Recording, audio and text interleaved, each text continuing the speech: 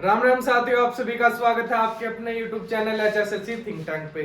साथियों, जैसा कि आप सभी को पता है, हमारी मिरर वाली क्लास चली हुई है और आज उसका एक अगला और पार्ट हम लेके आए हुए हैं।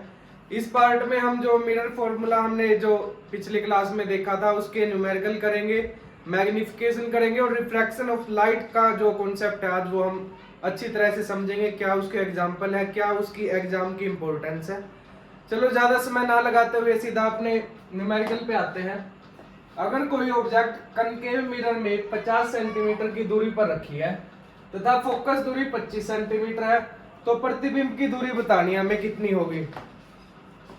तो सबसे पहले हम बनाएंगे अपना साइन कन्वेंशन। राइट में पॉजिटिव नेगेटिव पॉजिटिव नेगेटिव।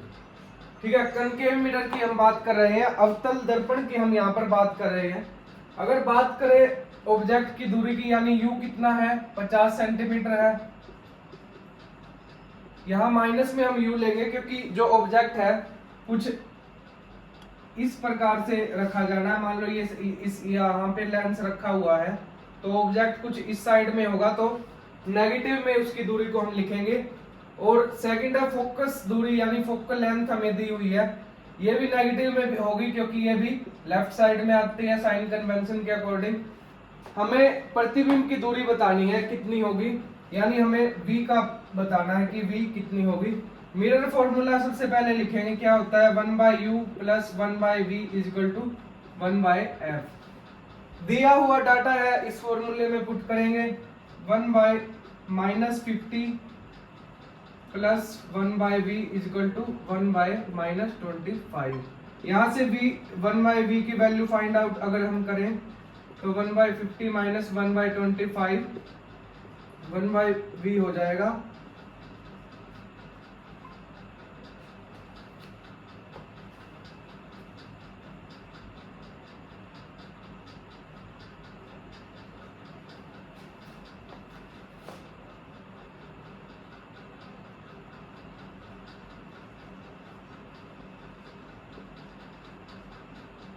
तो यहाँ पर v की वैल्यू -50 सेंटीमीटर आ रही है, यानी प्रतिबिंब की जो दूरी होगी वो कितनी होगी हमारी, -50 सेंटीमीटर पे आएगी। जो प्रतिबिंब बनेगा वो जो पोल्स है अपने उनसे 50 सेंटीमीटर की दूरी पर बनेगा।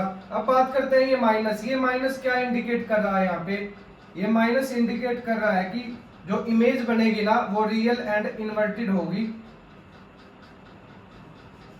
यानी कि वास्तविक व उल्टा प्रतिबिंब हमारा बनने वाला है।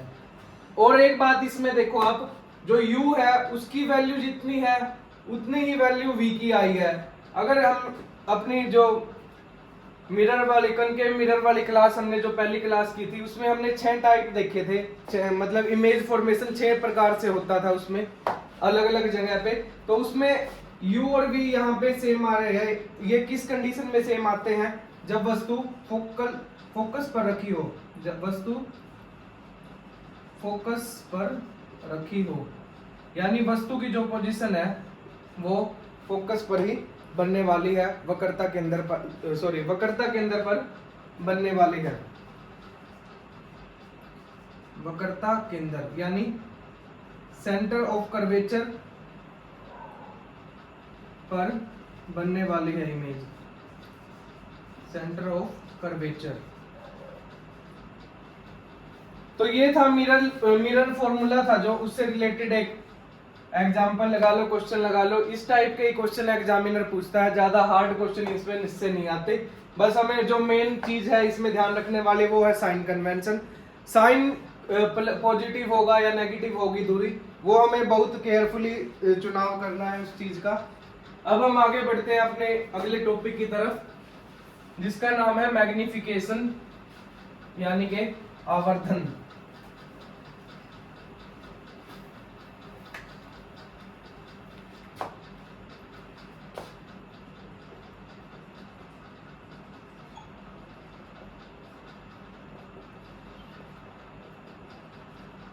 आवर्धन इसको डिनोट करते हैं m से। m क्या होता है, हाइट ऑफ ऑब्जेक्ट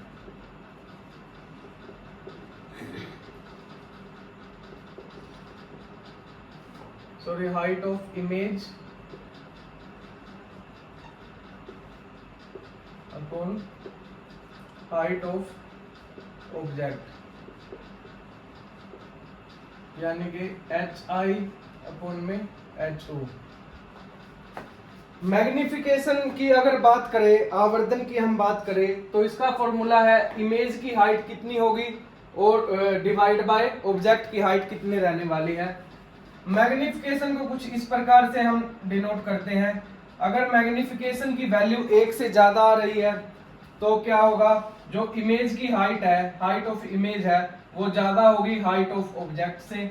अगर मैग्निफिकेशन की वैल्यू 1 से कम आ रही है या 1 से छोटी आ रही है तो इस केस में क्या होगा, हाइट ऑफ ऑब्जेक्ट है वो ज्यादा होगी हाइट ऑफ इमेज से। अगर बात करें हम कॉन्वेक्स मिरर की, जिसके दो केस हमने पढ़े थे इमेज फॉर्मेशन के, तो कॉन्वेक्स मिरर में ये वाला केस लागू होता है। कॉन्वेक्स मिरर यानी कि उत्तल दर्पण में ये केस लागू होता है, क्योंकि उसमें इमेज फॉर्मेशन दो टाइप से होता है और दोनों टाइप में जो इमेज की हाइट होती है वो ऑब्जेक्ट की हाइट से छोटी रहती है, तो उसमें क्या होगा, m लेस देन 1 होगा, यानी m की वैल्यू है जो 1 से कम रहने वाली है इसमें। तो ये था मैग्निफिकेशन के बारे में कुछ छोटी सी जानकारी। मेन इसका फॉर्मूला है height of image upon height of object. अब आगे बढ़ते हैं हम अपने अगले टॉपिक पे।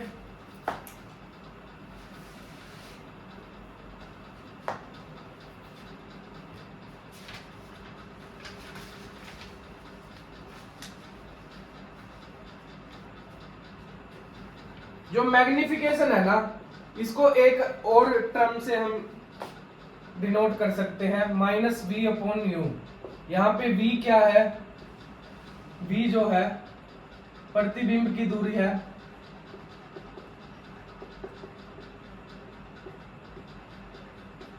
प्रतिबिंब की दूरी है, और u जो है वो वस्तु की दूरी है।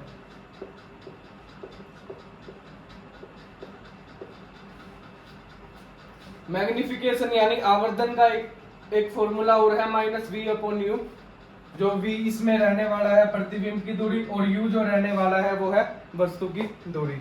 अभी एक क्वेश्चन और करेंगे हम। क्वेश्चन कुछ इस प्रकार से है,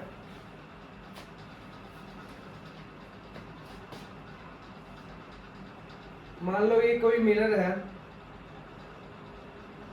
और इसमें r की वैल्यू दी हुई है 10 सेंटीमीटर, और इस पॉइंट पे कोई इमेज है उसकी हाइट दी हुई है हमें 4 सेंटीमीटर की। अब इसमें हमें क्या बताना है, हाइट ऑफ इमेज बतानी है, प्रतिबिंब की ऊंचाई। प्रतिबिंब की ऊंचाई बतानी है कितनी होगी।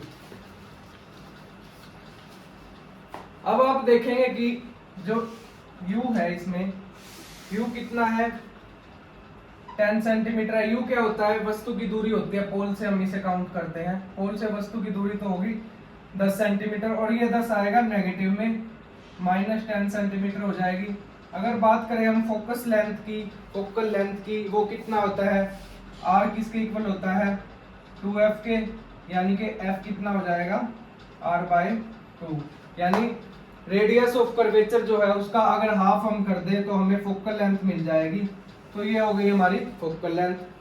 और बात करें हम जो मिरर का फॉर्मूला था 1/u प्लस में 1/v = 1/f, अगर इसमें हम वैल्यू पुट करें तो 1/u यानी 1/-10 प्लस 1/v = 1/-5। 1/v की अगर वैल्यू निकाले तो 1/-10 इधर जाके प्लस में -1/5, तो 1/v यहाँ हो जाएगा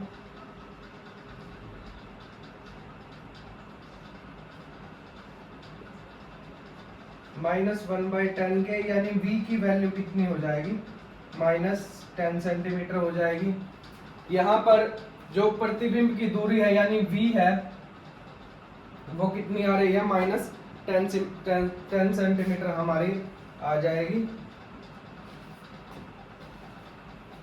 अगर हम बात करें मैग्निफिकेशन हमें निकालना है तो -v/u हम करेंगे तो m किसके इक्वल हो जाएगा, u और v की वैल्यू रखेंगे -10 में -10 बाहर भी माइनस, ये कट के आ जाएगा। मैग्निफिकेशन इसकी बात करें तो मैग्निफिकेशन आ जाएगा -1। इस प्रकार के कुछ न्यूमेरिकल एग्जामिनर दे देता है। HSSC में जनरली नहीं आते इस प्रकार के न्यूमेरिकल, लेकिन फॉर्मूला जो है -v/u वाला ये आप देख लेना एक बार। अब आगे बढ़ते हैं अपने अगले टॉपिक पे।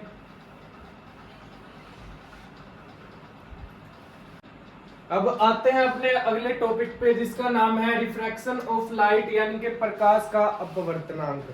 इससे पहले हमने रिफ्लेक्शन ऑफ लाइट पढ़ा था।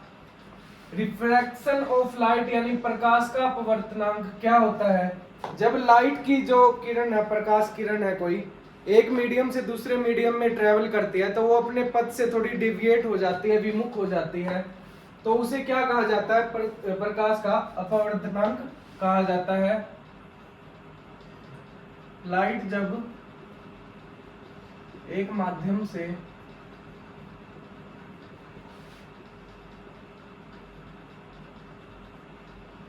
दूसरे माध्यम में ट्रेवल करती है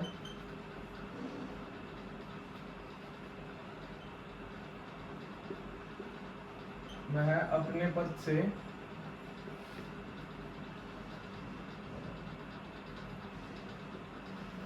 डेविएट हो जाती है।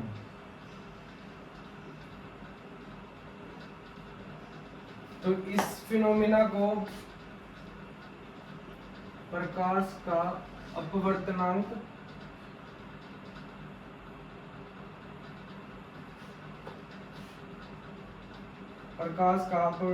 कहा जाता है।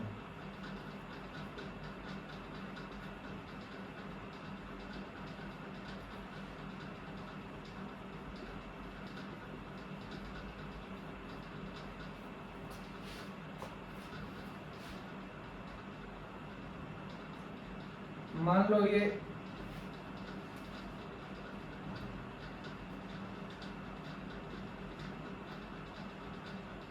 एक हम नॉर्मल यानी अभिलंब ड्रॉ करेंगे। यहां से एक प्रकाश की किरण आती है, इसको जाना तो कुछ इस प्रकार से चाहिए था, लेकिन ये क्या करती है, मान लो ये है एयर अपनी और ये है वाटर, यानी कि ये तो है रेयर मीडियम, विरल माध्यम, और ये है सघन माध्यम।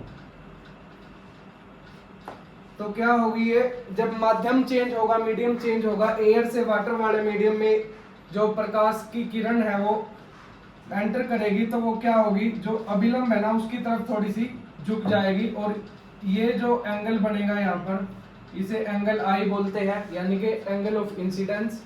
और ये यहाँ पे जो एंगल बनेगा इसे एंगल आर से हम डिनोट करते हैं, यानी एंगल ऑफ रिफ्रैक्शन।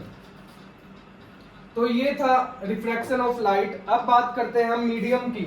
मीडियम का जैसे हमने यहाँ पे देखा कि विरल माध्यम से जब सघन माध्यम में आ रही है तो प्रकाश किरण क्या है, अभिलंब की तरफ मुड़ रही है। अगर हम इसको इंटरचेंज कर दें, यानी कि सघन माध्यम से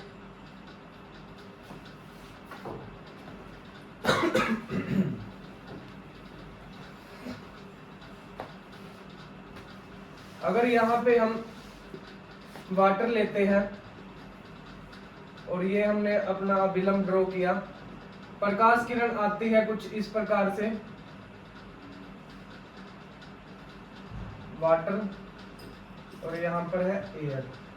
तो अब इसको जाना कुछ इस प्रकार से चाहिए, बिल्कुल स्ट्रेट लाइन में, लेकिन जैसे ही ये सघन माध्यम से विरल माध्यम में जाती है तो प्रकाश किरण अभिलंब से परे हो जाती है, और ये जो एंगल बनेगा इसे एंगल आर का नाम दिया जाता है, और इसे एंगल आई का, एंगल ऑफ इंसिडेंस और एंगल ऑफ रिफ्रैक्शन। तो आपने देखा कि जब विरल माध्यम से सघन माध्यम में जो प्रकाश किरण है ट्रेवल कर रही है तो अभिलंब की तरफ मुड़ जाती है, जबकि विरल सघन माध्यम से विरल माध्यम में जब प्रकाश की किरण ट्रेवल करती है तो अभिलंब से परे हो जाती है। तो ये दो फिनोमिना है रिफ्रैक्शन ऑफ लाइट के, विरल से सघन और सघन से विरल में। अब हम बात करेंगे इन मीडियम की। इन मीडियम का क्या इंपैक्ट रहता है लाइट रे के ऊपर, प्रकाश किरण के ऊपर, जब प्रकाश ये मीडियम जो चेंज होता है विरल, सघन, रेयर और डेंसर मीडियम के बारे में सबसे पहले पढ़ेंगे। बात करते हैं मीडियम की, माध्यम की। माध्यम कितने प्रकार के होते हैं? दो प्रकार के होते हैं, यहां पे लिखेंगे विरल, विरल माध्यम और यहां पे सघन माध्यम। विरल माध्यम की क्या प्रॉपर्टी होती है, क्या इसकी कैरेक्टरिस्टिक्स रहती हैं, और सघन माध्यम की क्या प्रॉपर्टी रहने वाली है, वो हम डिस्कस करेंगे। विरल माध्यम में जो मीडियम के मॉलिक्यूल्स हैं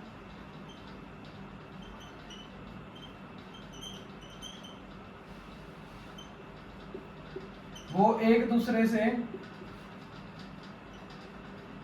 दूर होते हैं, जबकि सघन माध्यम जो होता है, डेंसर मीडियम जो होता है, इसमें मीडियम के जो मॉलिक्यूल्स रहने वाले हैं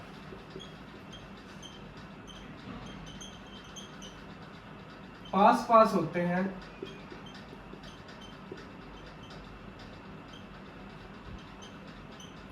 पास पास होते हैं।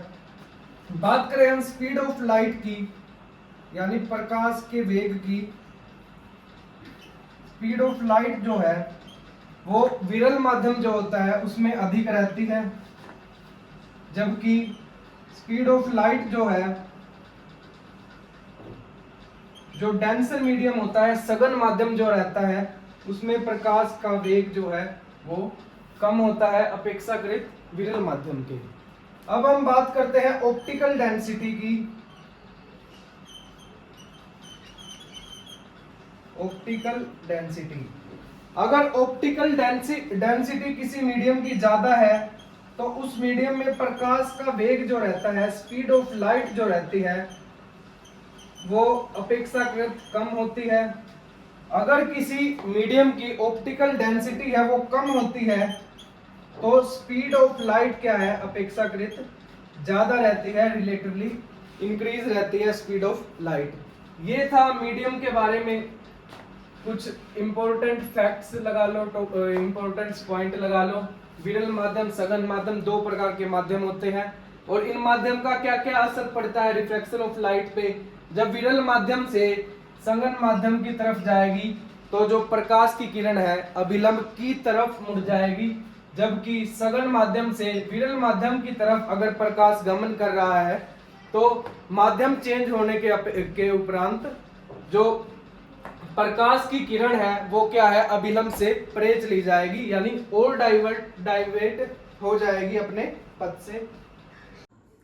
तो साथियों अब आगे बढ़ते हैं अपने अगले टॉपिक की ओर, जिसका नाम है रिफ्रैक्टिव इंडेक्स यानी कि अपवर्तनांक।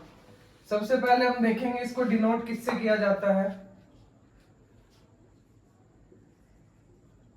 Denoted by mu. म्यू के साथ इसको डिनोट किया जाता है रिफ्रैक्टिव इंडेक्स यानी कि अपवर्तनांक को। होता क्या है ये बेसिकली रेशियो होता है वेलोसिटी ऑफ लाइट का वैक्यूम में और दूसरे किसी मीडियम में जिसकी हम बात कर रहे हैं, जैसे कि एयर हो सकता है, वाटर हो सकता है, ग्लास हो सकता है, वैक्यूम भी हो सकता है। तो बेसिकली रिफ्रैक्टिव इंडेक्स यानी कि अपवर्तनांक क्या होता है, velocity of light in vacuum to velocity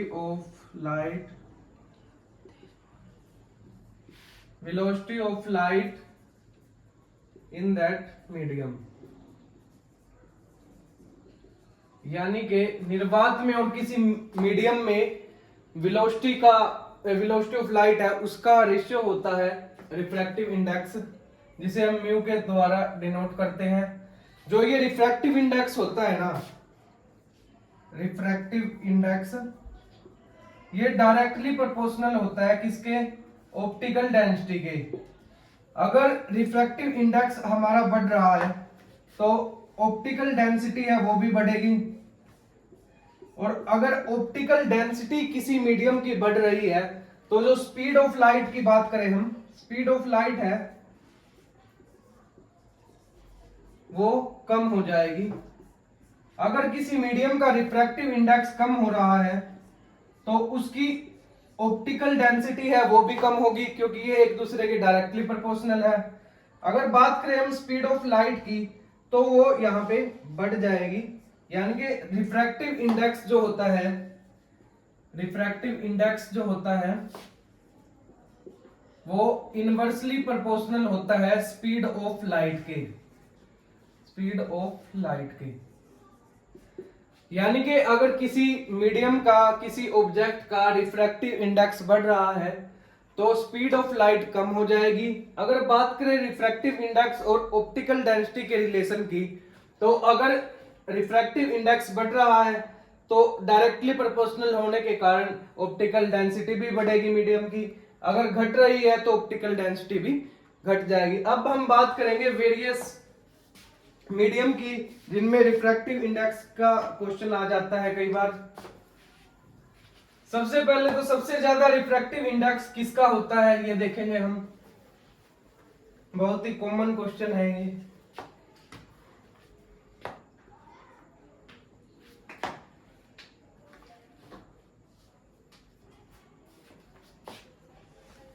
हीरे का अपवर्तनांक जो होता है, डायमंड का जो रिफ्रैक्टिव इंडेक्स रहता है वो सबसे ज्यादा होता है। कितना होता है वो हम देखेंगे। हीरे का अपवर्तनांक जो है वो होता है सबसे ज्यादा, कितना होता है? 2.42।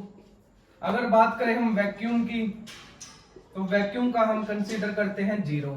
अगर बात करें हम एयर की तो उसका कंसीडर करते हैं हम 1। अगर बात करें हम वाटर की तो उसका कंसीडर करते हैं 1.33। कई बार इसे 4/3 के द्वारा भी डिनोट कर दिया जाता है, जिसकी वैल्यू अप्रोक्सीमेटली 1.33 आती है। कई बार ग्लास का पूछ लिया जाता है, शीशे का, तो वो होता है 1.5। कॉमन जो एग्जामिनर पूछता है ना, इनमें से ही पांचों में से ही पूछ लेता है। हीरे का सबसे ज्यादा आता है एग्जाम में, हीरे का जो 2.42 रहता है, वाटर का 1.33 है, एयर का 1 है, वैक्यूम का 0 है, और ग्लास का यानी शीशे का 1.5 रहता है। अब आगे बढ़ते हैं हम अपने अगले टॉपिक की ओर।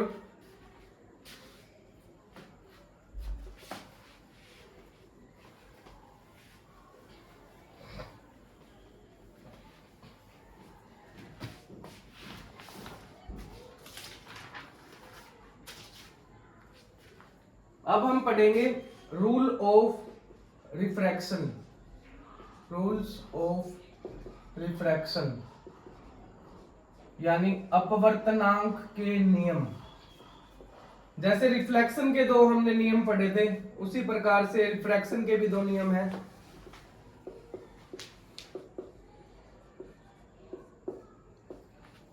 अपवर्तनांक का पहला नियम क्या कहता है?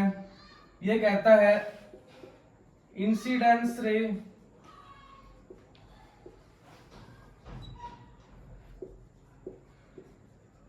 रिफ्रैक्टेड रे एंड नॉर्मल। हिंदी में अगर बात करें हम, आपतित किरण, अपवर्तित किरण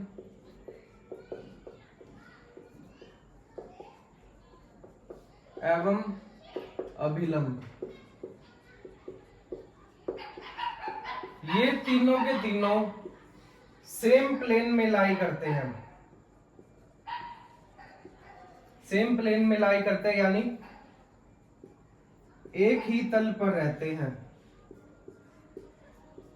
एक ही तल पर रहते हैं। अगर बात करें हम इसके दूसरे नियम की, वो क्या बताता है हमें, हमने देखा था कि मान लो कोई मीडियम है एयर और एक मीडियम है हमारा वाटर। ये हमने नॉर्मल ड्रॉ किया, अभिलंब ड्रॉ किया। एक इस प्रकार से एयर से एक लाइट रे आती है और वो रिफ्रैक्टेड होने के बाद कुछ इस प्रकार से अभिलंब की तरफ झुक जाती है। ये एंगल बनता है आर और ये एंगल होता है आई। ये मीडियम था अपना रेडर मीडियम यानी एयर का, और ये था डेंसर यानी कि वाटर का। तो जो सेकंड लॉ है रिफ्रैक्शन का, अपवर्तनांक का जो दूसरा नियम है, वो क्या कहता है, आइए देखते हैं। ये बताता है sine I divide by sine are is equal to mu. और म्यू क्या होता है, हमारा रिफ्रैक्टिव इंडेक्स होता है यानी कि अपवर्तनांक होता है। इसको हम थोड़ा और एलाबोरेट करेंगे। जैसे एयर एक मीडियम था और एक वाटर मीडियम था, तो एयर का एक रिफ्रैक्टिव इंडेक्स रहेगा, वाटर का कुछ एक अलग रिफ्रैक्टिव इंडेक्स रहेगा। एयर वाले को हम म्यू ए से डिनोट कर रहे हैं और वाटर वाले को हम म्यू डब्ल्यू से डिनोट कर रहे हैं। ठीक है, तो अगर इस टर्म को और आगे एलोबरेट हम करना चाहें तो इस प्रकार हम इसे कुछ लिख सकते हैं, mu a into sine i is equal to mu डब्ल्यू इंटू में साइन आर। साइन आई अपॉन में sine are is equal to mu डब्ल्यू अपॉन में म्यू ए। कुछ इस प्रकार से भी हम इस टर्म को लिख सकते हैं। ये आगे न्यूमेरिकल करते टाइम हमारे काम आएगा। एक बार थोड़ा माइंड में रखना इसको, जब न्यूमेरिकल करेंगे तो और क्लियरिटी से इस कॉन्सेप्ट को हम क्लियर करेंगे।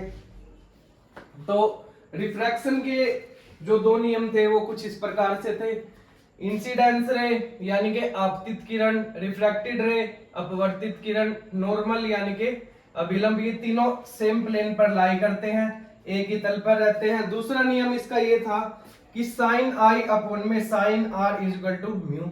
इस जो सेकंड इसका रूल था, इसको स्नेल लॉ के साथ भी कई बार डिनोट किया जाता है, या स्नेल लॉ अगर पूछ लिया जाए तो किससे संबंधित है, वो भी रिफ्रैक्शन के सेकंड नियम से रिलेटेड है। यानी साइन आई अपॉन साइन आर किसके बराबर होगा, म्यू के बराबर आपका हो जाएगा। अब हम देखेंगे अपवर्तन के उदाहरण। सबसे पहले जो सबसे कॉमन एग्जांपल है रिफ्रैक्शन का, पानी में डूबी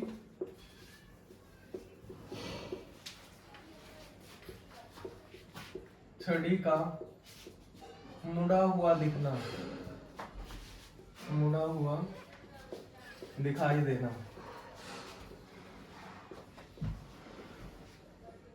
यानी कि कोई मान लो ये ग्लास है कोई, इसमें पानी भरा हुआ है और इसमें हम कोई पेंसिल या पेन कुछ भी लगा लो, उसको अगर डिप करते हैं कुछ इस प्रकार से, तो वो बिल्कुल स्ट्रेट दिखने की बजाय थोड़ा सा अपने पथ से मुड़ा हुआ दिखाई देगा, कुछ इस प्रकार दिखाई देगा। ये कॉमन एग्जांपल है, आप इसको घर पे भी ट्राई कर सकते हो। एक कांच के गिलास में पानी लो और उसमें पेन या पेंसिल डुबो के देखो तो वो थोड़ी सी मुड़ी हुई प्रतीत होगी। तो ये था इसका एग्जांपल। और एक एग्जांपल है तारों का टिमटिमाना।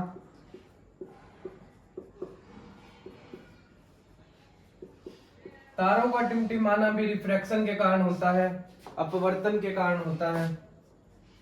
तीसरा एग्जांपल है पानी में डूबा हुआ सिक्का ऊपर दिखाई देना। पानी में डूबा हुआ सिक्का तल से उठा हुआ दिखाई देना।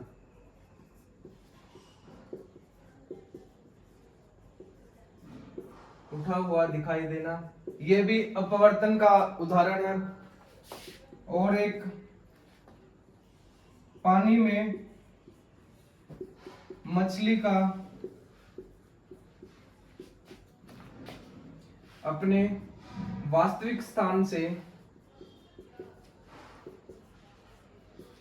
अपने वास्तविक स्थान से थोड़ा ऊपर दिखाई देना।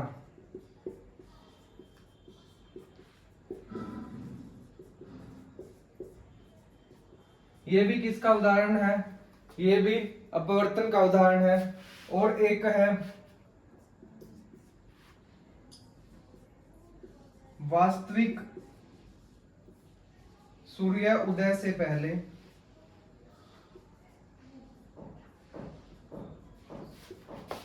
वास्तविक सूर्योदय से पहले सूर्य का दिखना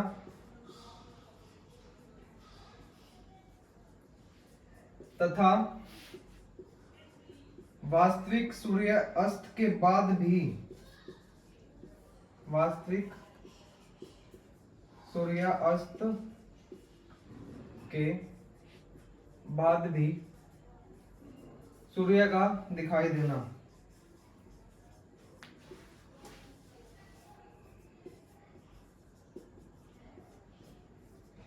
ये सब रिफ्रैक्शन के एग्जाम्पल है। इनको एक बार फिर से आप देख लो। पानी में डूबी छड़ी का मुड़ा हुआ दिखाई देना, तारों का टिमटिमाना, पानी में डूबा हुआ सिक्का अपने तल से थोड़ा उठा हुआ दिखाई देना, पानी में मछली का अपने वास्तविक स्थान से थोड़ा सा ऊपर की ओर दिखाई देना, और वास्तविक सूर्य उदय से पहले सूर्य का दिखना, और वास्तविक सूर्य उदय अस्त के बाद भी सूर्य का दिखाई देना। यानी कि जब सूर्यास्त एक्चुअल जब होता है ना, तो सूर्य हमें उससे थोड़ा पहले ही दिखाई दे जाता है, और ऐसा ही जब सूर्यास्त होता है वास्तव में उसके बाद भी हमें सूर्य कुछ समय के लिए दिखाई देता रहता है। तो ये सब एग्जाम्पल है रिफ्रैक्शन के, यानी कि अपवर्तन के। इन एग्जाम्पल से ही कई बार क्वेश्चन पुट कर दिया जाता है एग्जाम में, तो इन एग्जाम्पल को अपने माइंड में रखना। अब हम आगे बढ़ते हैं।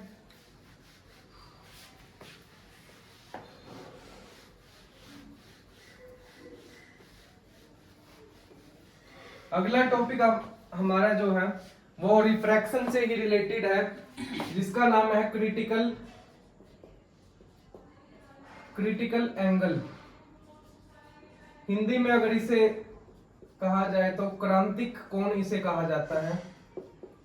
क्रांतिक कोण क्या होता है, इसकी जो डेफिनेशन है उससे पहले हम इसके कॉन्सेप्ट को समझने की कोशिश करेंगे, फिर डेफिनेशन के ऊपर जाएंगे। मान लो ये दो मीडियम है, ये है डेंसर मीडियम जो हमने लिया है वाटर का, और ये है रेयर मीडियम, ये है एयर का, ये एयर, ये है वाटर। ये हमने ड्रॉ किया नॉर्मल यानी कि अभिलंब। अब एक प्रकाश किरण इसमें से गुजारते हैं, वो जब मीडियम चेंज होगा प्रकाश किरण का उसको जाना कुछ चाहिए इस प्रकार से, लेकिन रिफ्रैक्शन के कारण यानी कि अपवर्तन के कारण वो अपने तल से थोड़ी मुड़ी हुई दिखाई देगी, कुछ इस प्रकार से दिखाई देगी हमें। तो ये एंगल जो होता है इसे एंगल R बोला जाता है और इसे एंगल I बोला जाता है। ठीक है, अब हम बात करें क्रिटिकल एंगल की यानी क्रांतिक कोण की। ये क्या होता है? अगर हम जो एंगल ऑफ इंसिडेंस है यानी कि आपतन कोण है इसको थोड़ा सा बढ़ाते हैं, इसको यहां शिफ्ट कर देते हैं, मान लो अब ये एंगल हो गया इतना, तो क्या होगा, ये जो प्रकाश की किरण है अपवर्तन के बाद अभिलंब से दूर जा रही थी, ये थोड़ी और दूर चली जाएगी।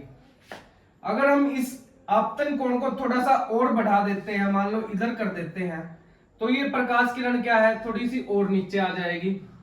अगर इस आपतन कोण को थोड़ा सा और हम बढ़ाते हैं, यानी यहां शिफ्ट मान लो अगर हम कर देते हैं, तो ये जो अपवर्तित किरण है ना, ये बिल्कुल इस सतह के पैरेलल हो जाएगी, समानांतर हो जाएगी। यानी कि नॉर्मल से अगर बात करें इसका एंगल है जो 90 डिग्री पे शिफ्ट हो जाएगा, और ये एंगल जो फाइनल एंगल है हमारा इसको थीटा सी से डिनोट करते हैं, यानी क्रिटिकल एंगल ये हो जाएगा। तो हमें अगर डेफिनेशन पर इसकी जाए, डेफिनेशन के बारे में बात करें, तो वह आपतन कोण, वह आपतन कोण जिसके लिए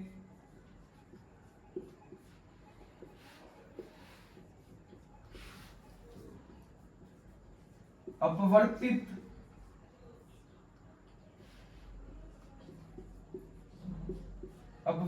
किरण का कोण 90 डिग्री हो जाए तथा वह माध्यम के समानांतर हो जाए, तथा वह माध्यम के समानांतर हो जाए। तो ये था क्रांतिक कोण या क्रिटिकल एंगल जिसे हम कहेंगे। एक बार कॉन्सेप्ट की तरफ फिर से बढ़ेंगे। मान लो ये कोई प्रकाश किरण गई डेंसर मीडियम से रेयर मीडियम में, यानी कि सघन माध्यम से विरल माध्यम की तरफ हमने अपवर्तन करवाया है। जब ये किरण जाएगी तो ये क्या होगी, सघन से विरल में जाने के कारण अभिलंब से परे हो जाएगी, यानी अभिलंब से दूर हटेगी। तो ये कुछ इस प्रकार से गई। हमने क्या किया, आपतन कोण जो है, एंगल ऑफ इंसिडेंस जो है, उसको थोड़ा सा बढ़ाया, और इतना बढ़ाया कि वो जो मीडियम है ना उसके पैरेलल हो जाती है ये रिफ्रैक्टेड रे।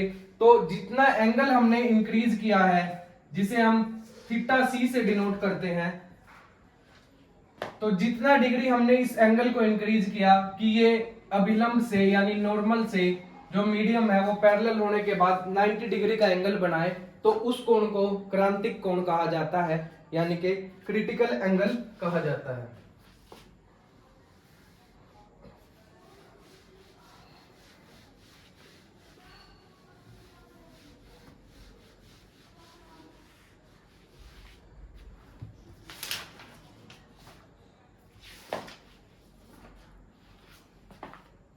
दो वाटर का और डायमंड का क्रिटिकल एंगल आप याद रखना। वाटर का क्रिटिकल एंगल और डायमंड का,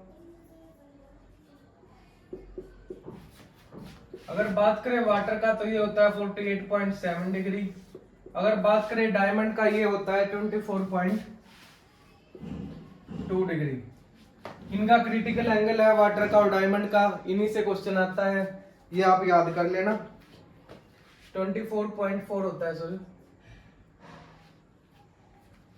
अब हम बढ़ते हैं एक और टॉपिक के ऊपर, जिसमें हम न्यूमेरिकल देखेंगे, न्यूमेरिकल के थ्रू उसको सोल्व करने की कोशिश करेंगे। मान लो ये कोई ग्लास है, इसमें 10 सेंटीमीटर तक पानी भरा हुआ है, तल से 10 सेंटीमीटर तक पानी भरा हुआ है।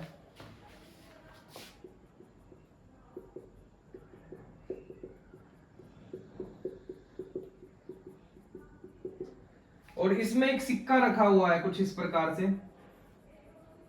रिफ्रैक्शन के कारण यानी अपवर्तन के कारण ये सिक्का हमें थोड़ा सा उठा हुआ दिखाई देगा, यानी कि कुछ इस प्रकार से यहां हमें ये सिक्का दिखाई देने वाला है। अगर मैं आपको ये बोलूं कि इन सिक्के की वास्तविक जो गहराई है और इसकी जो आभासी गहराई है उनमें कितना अंतर है, तो वो किस प्रकार से हम निकालेंगे। तो एक क्वेश्चन देखते हैं। अगर किसी गिलास में 10 सेंटीमीटर तक पानी भरा हुआ है और गिलास में एक सिक्का रख दिया जाता है, तो जो सिक्का है वास्तव में हमें कितना ऊपर दिखाई देने वाला है वो हम निकालेंगे।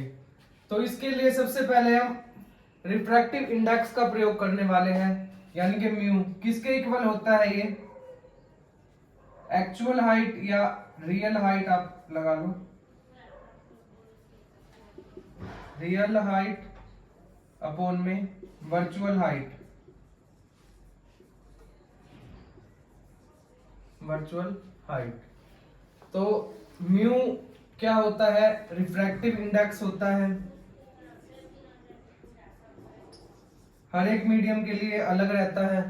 गिलास में हमने क्या भरा हुआ है, पानी, तो जो म्यू डब्ल्यू होता है, यानी वाटर का जो रिफ्रैक्टिव इंडेक्स होता है, वाटर का जो अपवर्तनांक होता है वो कितना होता है 1.33 या फिर 4/3 भी हम इसे लिख सकते हैं।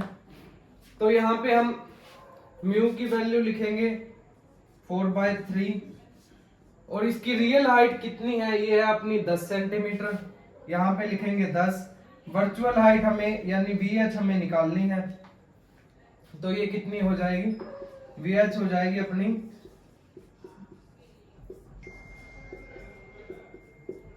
ये हो जाएगी 7.5 सेंटीमीटर। यानी कि सिक्के का जो आभासी हमें सिक्का दिख रहा है ना, उससे और तल के बीच की ऊंचाई तो आ गई, जो हाइट है इसकी 7.5 सेंटीमीटर। लेकिन हमें निकालना क्या है, कितना ऊपर उठा हुआ दिखाई देगा। एग्जैक्ट तो हाइट है उसकी 10 सेंटीमीटर और जो आभासी हाइट है उसकी वो है 7.5। अगर इन दोनों को माइनस करें तो 2.5 सेंटीमीटर हाइट पे हमें सिक्का उठा हुआ दिखाई देगा। यानी कि ये जो इसकी ऊंचाई है, जो वास्तविक तल से ऊंचा दिख रहा है हमें, ये कितना होगा 2.5 सेंटीमीटर और ऊपर दिखाई देगा। अब हम आगे बढ़ते हैं अपने एक और टॉपिक के ऊपर, जो इस वीडियो का लास्ट टॉपिक रहने वाला है, टोटल इंटरनल रिफ्लेक्शन, पूर्ण आंतरिक परावर्तन। टोटल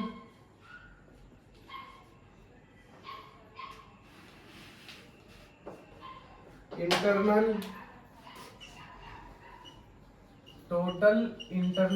रिफ्लेक्शन,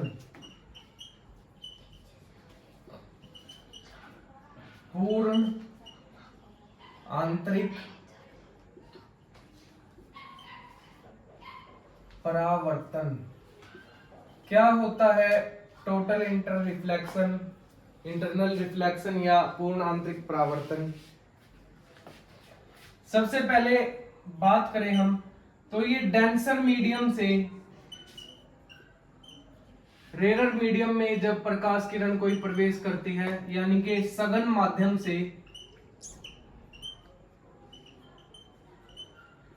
माध्यम से जब विरल माध्यम की तरफ कोई प्रकाश किरण जाती है, उस टाइम होता है टोटल इंटरनल रिफ्लेक्शन।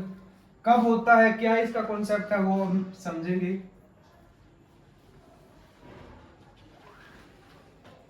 इससे पहले हमने क्रिटिकल एंगल देखा था, उसको ही अगर थोड़ा सा और आगे हम बढ़ाने की कोशिश करें तो हमें TIR यानी टोटल इंटरनल रिफ्लेक्शन की क्लैरिटी आएगी।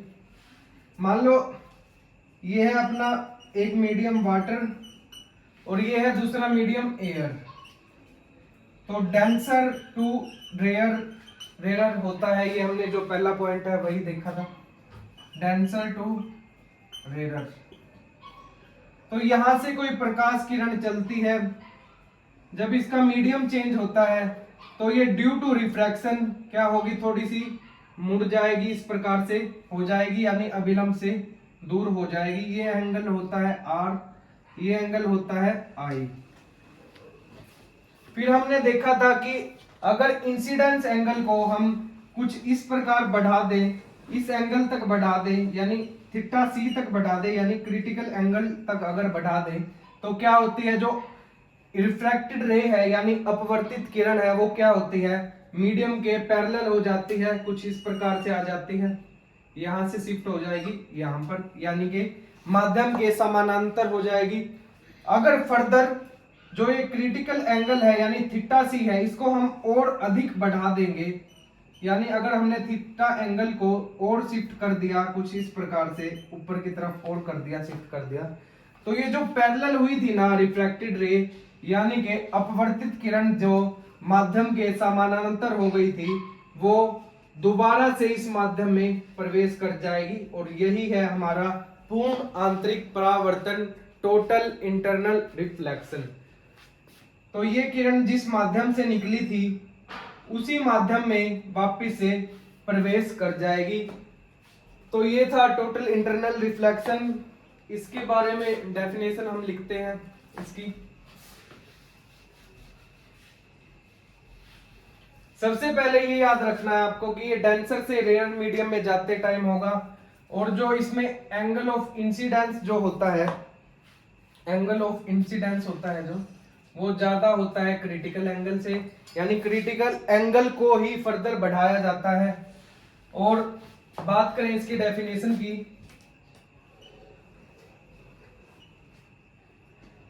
जब क्रिटिकल एंगल यानी थीटा सी था, जो क्रांतिक कोण जिसे हम कहते हैं,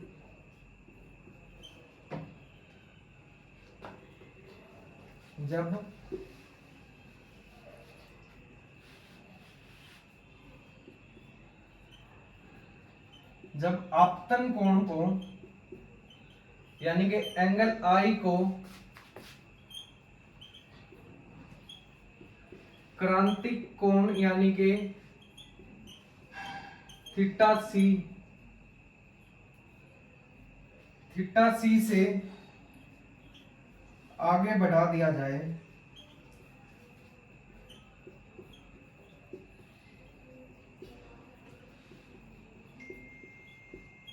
तो प्रकाश किरण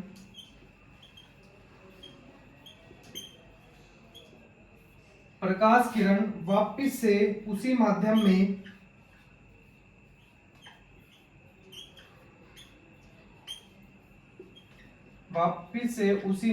में प्रवेश कर जाती है।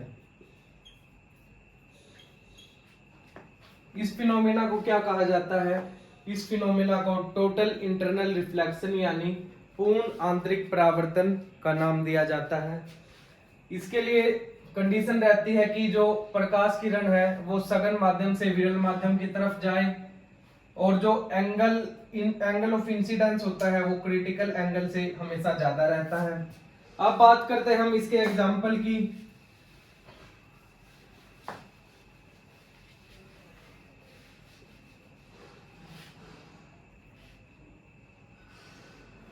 एग्जाम्पल की अगर बात करें, हीरे का जगमगाना,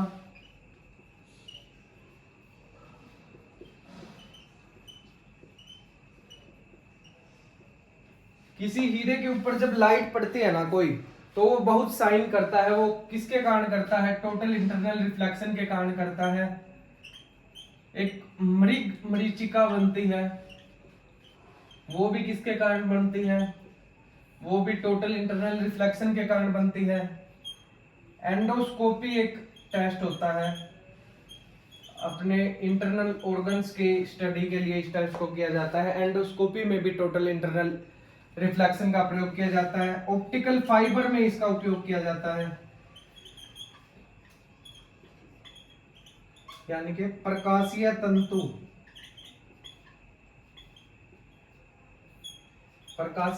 ऑप्टिकल फाइबर को बोलते हैं।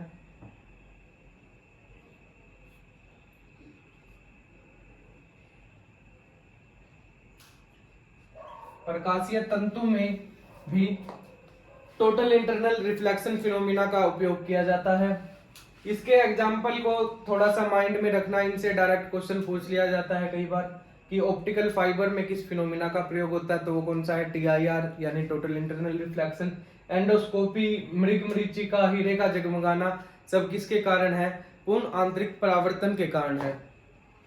तो आज की वीडियो में बस इतना ही। कल फिर मिलते हैं इसके अगले पार्ट में, जिसमें हम लेंस के बारे में स्टडी करेंगे। Lens, convex lens, concave lens, उनके फर्दर 3 टाइप है, उनके बारे में देखेंगे। कॉम्बिनेशन ऑफ लेंस कैसे होता है, लेंस की पावर मेकिंग फॉर्मूला जो है वो देखेंगे। तो आज की वीडियो को यहीं विराम देते हैं। वीडियो अगर अच्छी लग रही है तो वीडियो को सपोर्ट किया करो। धन्यवाद, मिलते हैं अगली वीडियो में।